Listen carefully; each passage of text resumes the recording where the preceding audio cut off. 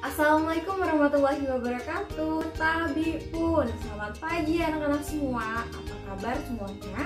Sudah siap untuk belajar? Sebelum kita belajar, jangan lupa mengisi daftar kehadiran ya. Daftar kehadiran sudah Ibu kirimkan di grup WhatsApp melalui Google Form. Baiklah, sudah mengisi daftar kehadiran, kita lebih baik berdoa terlebih dahulu agar pembelajaran kita pada hari ini menjadi suatu keberkahan. Berdoa menurut agama dan kepercayaan masing-masing, mulai.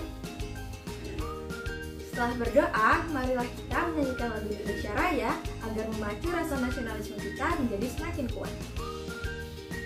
Pada hari ini kita akan belajar tema 1, organ gerak hewan dan manusia, subtema 2, manusia dan lingkungan, pembelajaran keempat. Nah, anak-anak sekalian udah siap untuk belajar kan? Nah, Ibu di sini akan menampilkan sebuah gambar seorang anak laki-laki yang sedang berbicara. Kenampakan alam pada bentang alam Indonesia merupakan salah satu yang terlengkap di dunia. Contoh kenampakan alam itu seperti laut, pantai, dataran rendah, lembah yang subur, padang rumput, sungai, danau, pegunungan, dan sebagainya. Lalu penampakan alam seperti apa yang ada di tempat tinggalmu? Ayo, coba dipikirkan apa kenampakan alam yang ada di sekitar kalian. Wah, benar sekali. Salah satu contoh kenampakan alam yang ada di sekitar kita itu pantai. Jadi, anak-anak sekalian udah tahu ya yang mana kenampakan alam. Selanjutnya, Ibu akan mengajak kalian untuk mengamati gambar. Anak-anak sekalian, ada 4 gambar. Gambar yang pertama itu ada gambar apa? Benar sekali, gambar gunung. Gambar selanjutnya ada gambar sungai, gambar danau, dan yang gambar terakhir gambar apa anak-anak, ada yang tahu? Benar sekali, gambar waduk atau bendungan. Yuk coba diperhatikan baik-baik. Ada yang bisa membedakan mana yang kenampakan alam dan mana yang kenampakan buatan. Ayo kita cari sama-sama.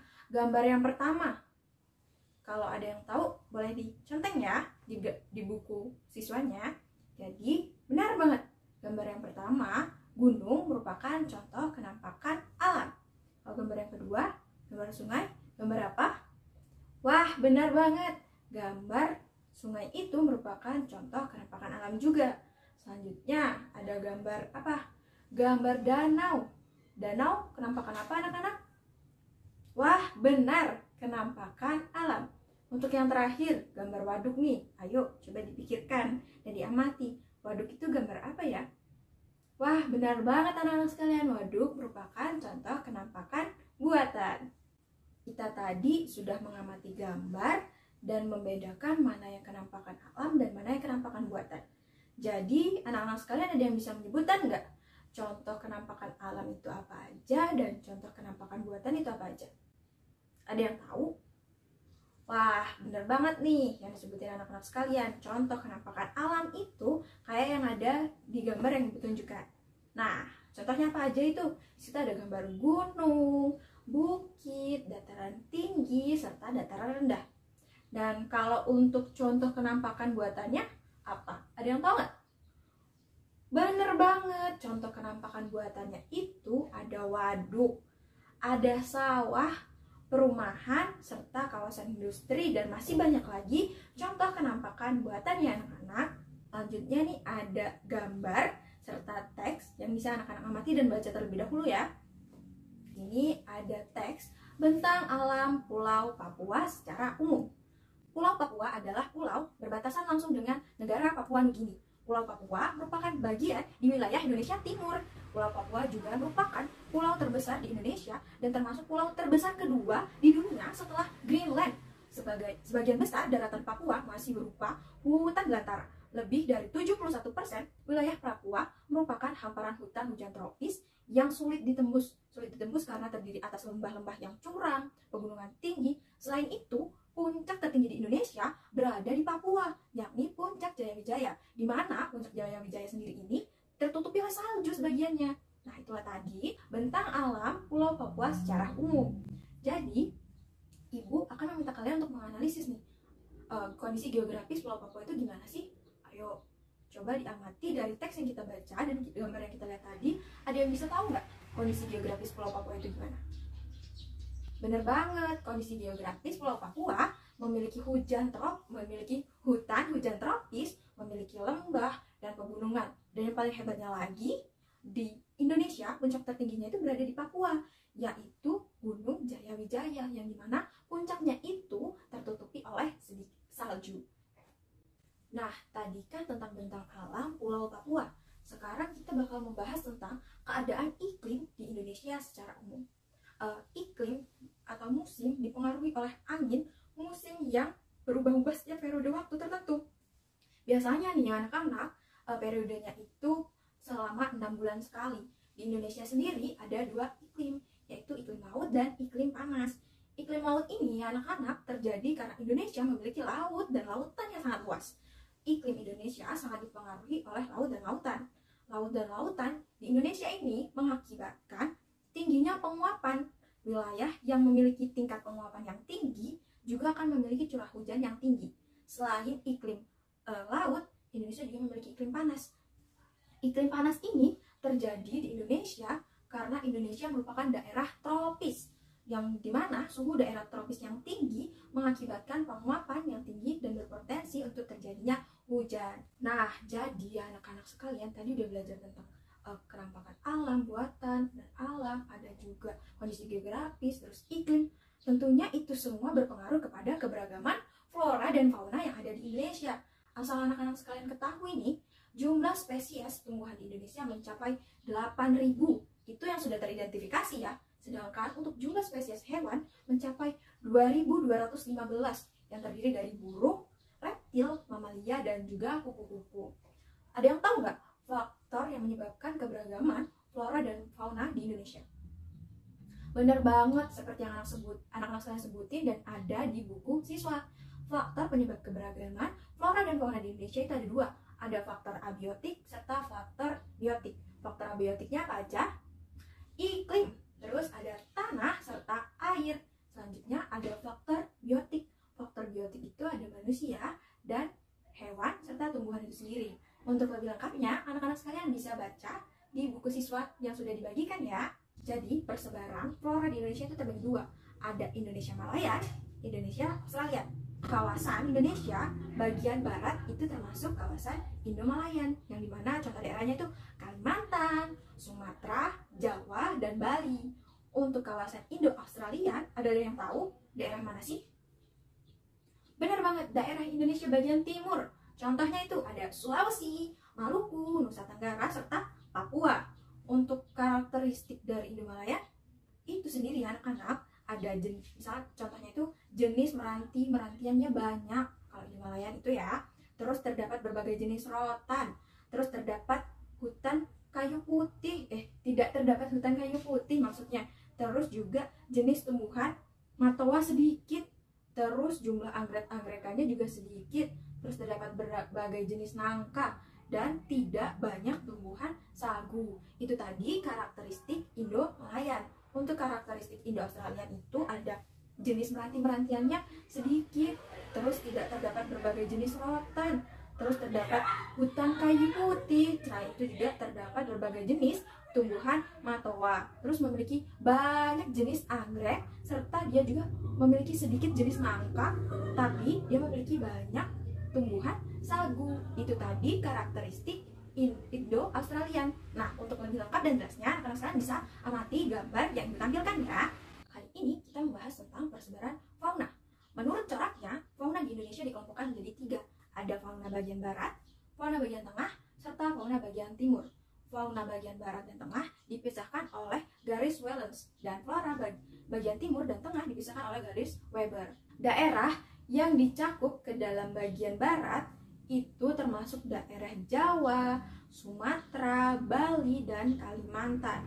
Di daerah-daerah bagian barat ini banyak ditemui mamalia atau hewan berukuran besar seperti gajah, badak, badak bercula 1, banteng, kerbau, macan, dan masih banyak lagi.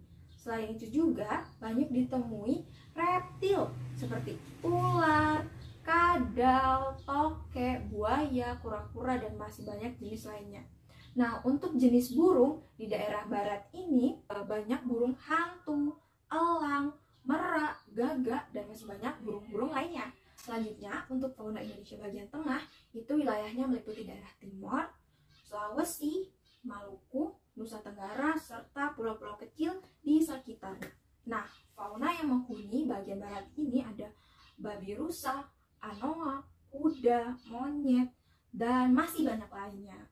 Terus untuk reptilnya sendiri ini ada biawak, komodo, anak-anak tahu kan komodo? Terus ada buaya, serta ular.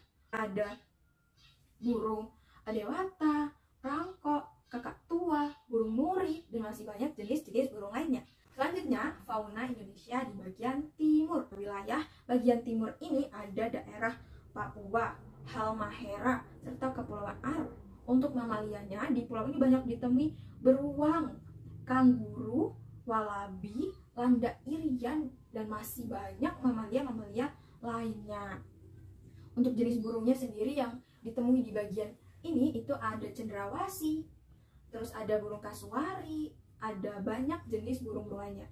Untuk jenis ikan air tawarnya di daerah timur ini cenderung memiliki sedikit jenis ikan air tawar. Nah, tadi kan Ibu sudah menjelaskan banyak hal. Nah, sekarang waktunya anak-anak sekalian untuk mengerjakan soal. Nah, soalnya sudah Ibu kirimkan di grup WhatsApp atau anak-anak sekalian dapat melihat soalnya di buku siswa pada halaman 90, 91, 92, 93, dan 95. Semangat mengerjakan soalnya ya. Wah, anak-anak cerdas sekalian, sudah selesai mengerjakan soalnya dan mengerjakan dengan baik dan jawaban yang baik juga. Selanjutnya kita akan melakukan apa ya? Wah, jadi di sini Ibu meminta kalian untuk mengamati lingkungan sekitar. Diamati lingkungannya. Sekarang giliran kalian untuk mencari tahu kondisi geografis, bentuk muka atau bentang alam di sekitarmu. Nah, untuk membantu kamu dalam mengamati, kalian boleh melakukan studi pustaka atau mencari sumber-sumber referensi lainnya yang ada di sekolah ataupun di internet ya. Nah, jika sudah melakukan pengamatan daerah sekitar kalian, silahkan tuliskan hasil laporan kalian, dan yang dimana laporan itu esok akan kita diskusikan bersama-sama di kelas. Jadi tetap semangat belajar ya anak-anak sekalian. Nah, kita hari ini udah belajar banyak banget anak-anak sekalian. Tentunya anak-anak sekalian udah mulai lelah ya. Nah, untuk menambah semangat kita tepuk semangat dulu ya. 1, 2, 3. Tepuk semangat. Semangat. Semangat. Yeay, udah semangat semua kan? Nah, jadi kita udah belajar apa aja anak-anak sekalian? Wah, bener banget, bentang alam dan bentang buatan. Ada yang tahu contohnya? Bentang alam, gunung. Wah, bener. Bentang alam contohnya gunung. Kalau bentang buatan, contohnya waduk. Bener banget, waduk. Terus kita tadi belajar apa lagi ya? Belajar kondisi geografis Pulau Papua. Kondisi geografis Pulau Papua gimana tadi? Banyak lembah, hutan hujan tropis, terus memiliki gunung dengan puncak tertinggi di Indonesia. Selain itu, kita tadi juga udah belajar tentang iklim di Indonesia. Ada 2 ya anak-anak sekalian, ada iklim laut dan iklim panas. Terus kita belajar apa lagi ya tadi? Oh, persebaran flora dan fauna di Indonesia. Persebaran flora dan fauna di Indonesia itu dipengaruhi oleh 2 faktor, biotik sama abiotik. Nah, biotiknya ada iklim, air, dan tanah.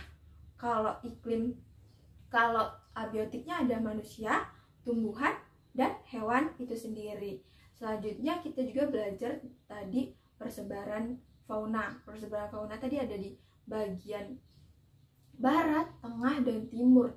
Kalau persebaran floranya kita udah belajar banyak hari ini. Jadi semoga pembelajaran hari ini dapat memberikan manfaat untuk anak-anak sekalian di kehidupan sehari-hari ya. Tetap semangat untuk belajar. Sebelum kita mengakhiri pembelajaran hari ini, marilah kita menyanyikan lagu dulu. Lagu apa? Lagu Swero Jamu, supaya kita tetap nasionalis dan mengingat budaya-budaya yang ada di Indonesia. Nah, sudah bernyanyi kan semuanya? Udah semangat nyanyi? Kita akhiri pembelajaran hari ini dengan berdoa terlebih dahulu ya. Silahkan berdoa menurut agama dan kepercayaan masing-masing di dalam hati. Nah, baiklah, sudah berdoa, Ibu akhiri pembelajaran pada hari ini anak-anak sekalian, anak-anak Ibu yang cerdas dan pintar-pintar. Ibu akhiri, wassalamualaikum warahmatullahi wabarakatuh.